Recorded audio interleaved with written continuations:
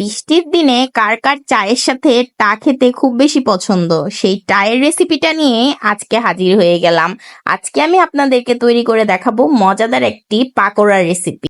পাকোড়াটি তৈরি করতে যা যা লাগছে চলুন দেখে নিই।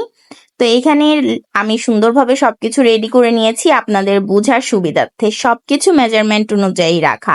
এখানে আমি 1 কাপ পরিমাণ গুঁড়া চিংড়িটা নিয়েছি, যেটা দিয়ে পাকোড়া বানালে খেতে খুব মজার হয়।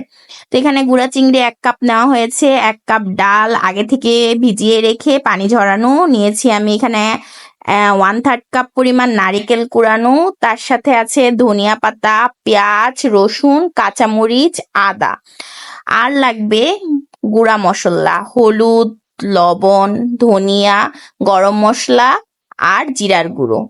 তো এইসব দিয়ে বানানো হয়ে যাবে মজাদার চিংড়ি মাছের পাকোড়া, যা খেতে আসলে অনেক মজার। রেসিপিটা খুব সহজও। তো এই তো এখানে আমি একটা ব্লেন্ডার জারে নিয়ে নিলাম পেঁয়াজ, রসুন, আদা আর অল্প কিছু কাঁচামরিচ। সবকিছুকে ভালোভাবে আমি একটু ব্লেন্ড করে নিলাম। ব্লেন্ড করা হয়ে গেলে এখানে আমি নারিকেলটুকু দিয়ে তার সাথে আমি 1 কাপ ডাল আগে থেকে পানি ঝরিয়ে রেখেছিলাম সেটা দিলাম, আর চিংড়ি মাছ সবকিছুকে বেশ ভালোভাবে আমি মিহি করে ব্লেন্ড করে নিলাম। এই তো দেখতেই পাচ্ছেন ঠিক এরকম হয়েছে। আপনারা খুব ভালোভাবে ব্লেন্ড করে নিবেন।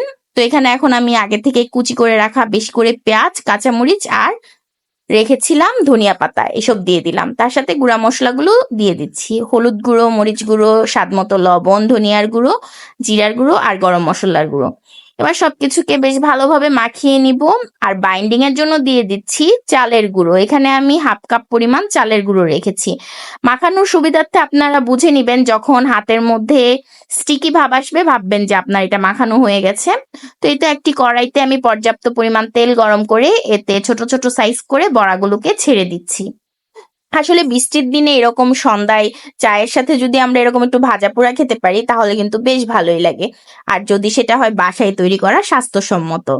তো এতে একে একে আমি পাকোড়াগুলোকে হালকা জালে সুন্দরভাবে ভেজে নিচ্ছি।